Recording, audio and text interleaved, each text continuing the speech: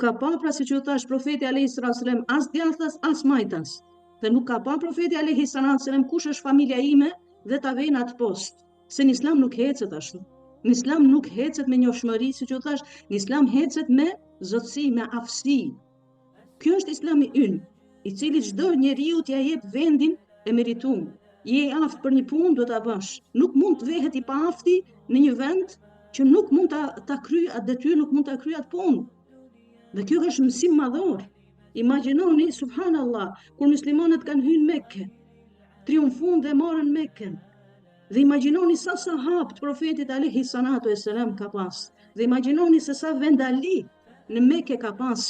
Megjithatë profeti alayhi salatu wassalam i kthen syt nga Bilali radhiyallahu anhu. Dhe i thot Bilalit radhiyallahu anhu, ngreu thirrë, hyp në Qabe dhe thirrë ezanin. Dhe ne dimë thënien e bukur të profetit alayhi salatu wassalam që për herë kur ka pas ngushtime dhe mërzi, i ka pas thënë Bilalit radhiyallahu anhu, "Arina biha ya Bilal."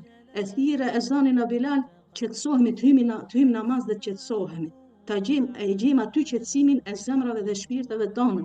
Pra kjo është mësim madhor.